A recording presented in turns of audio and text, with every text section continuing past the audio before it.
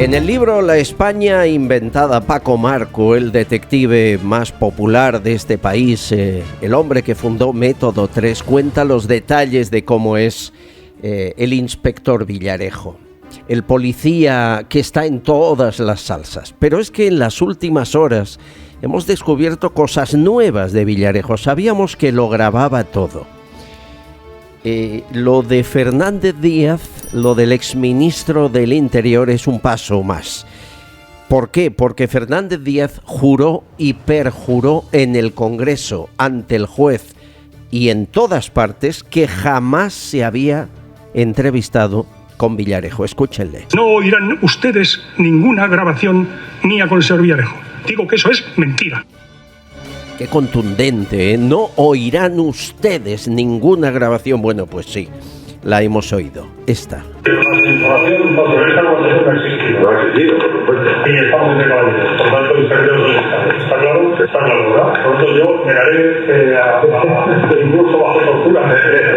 Es un pacto entre caballeros. Yo negaré haberle conocido, dice en la grabación, siendo ministro del Interior, a el policía Villarejo. Fíjense que es algo curioso, porque todos sabíamos que grababa a todo el mundo.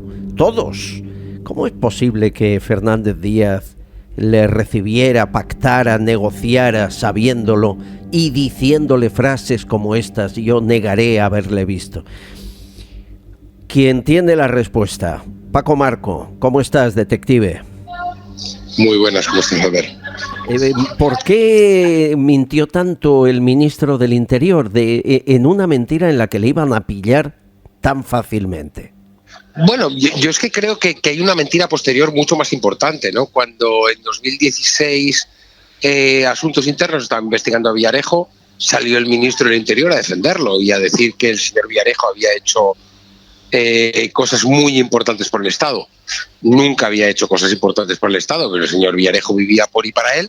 Pero lo que nos estaban ocultando era que estaban haciendo una operación para investigar a cualquiera que pensase ideológicamente diferente a él.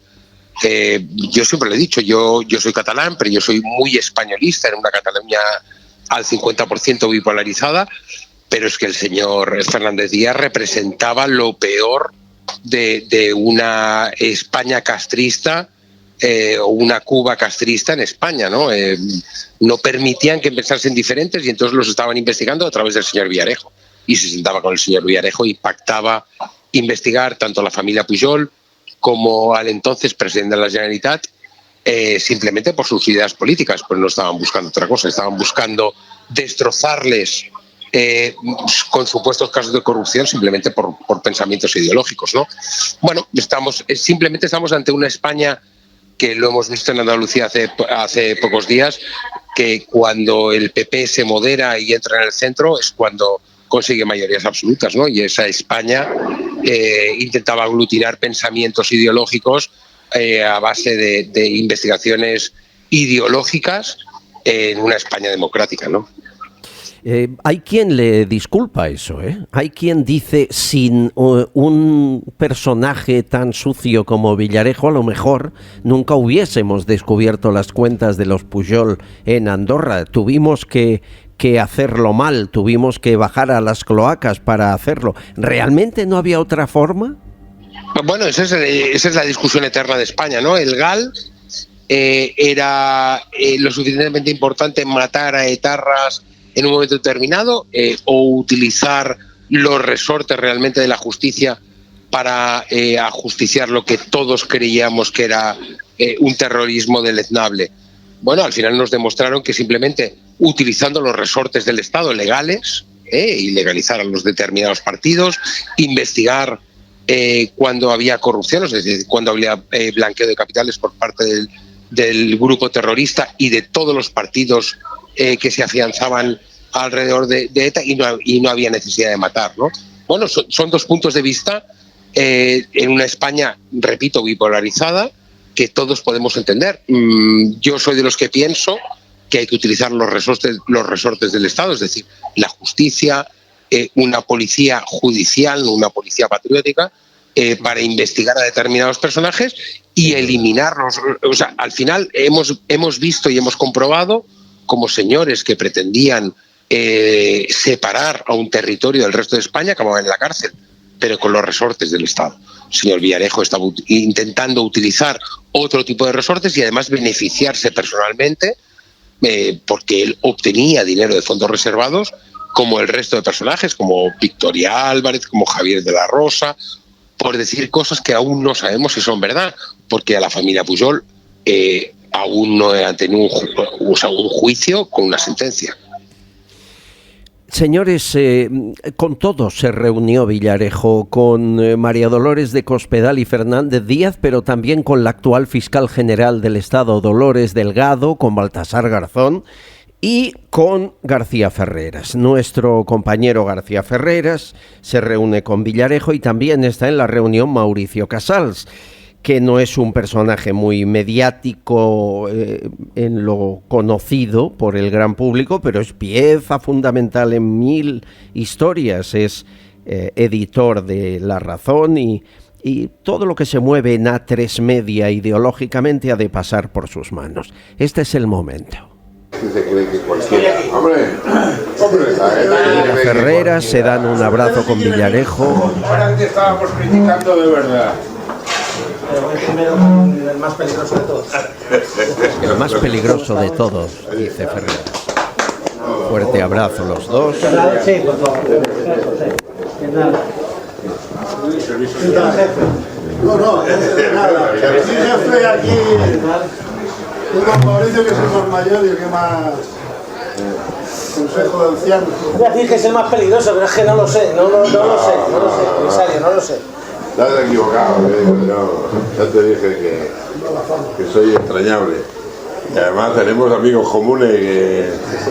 Yo ya te lo dije cuando hablé contigo por teléfono, en primer lugar, una persona agradecida, y yo no entro en una circunstancia agradecida, y estaré eternamente agradecido por el buen trato que me diste. Pues no lo entiendo, si estaré eternamente agradecido, le dice a Ferreras, por el buen trato que me diste. Bueno, señores, lo de Villarejo, ¿por qué grababa? Me pregunto yo, Paco. ¿Qué interés puede tener estas conversaciones? ¿Chantaje posterior? ¿Actuar contra los que decía eran sus amigos? ¿Vendérselo a terceros? ¿Por qué lo hacía? A ver, yo creo que hay que diferenciar dos planos, ¿no? O sea, García Ferreras es un periodista.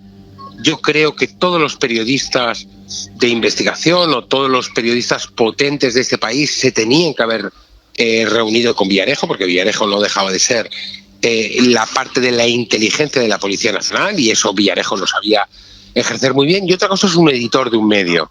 Yo creo que ahí Mauricio Casals está actuando en interés de Fernández Díaz, en interés de un partido político, y no está actuando como periodista, sino como editor, y creo que ahí son dos conceptos absolutamente antitéticos, ¿no? ¿Por qué grababa Villarejo? Que esa es la gran pregunta.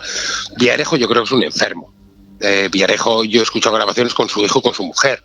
O sea, Villarejo era una persona que se levanta... ¿Que grababa a su hijo y a su mujer?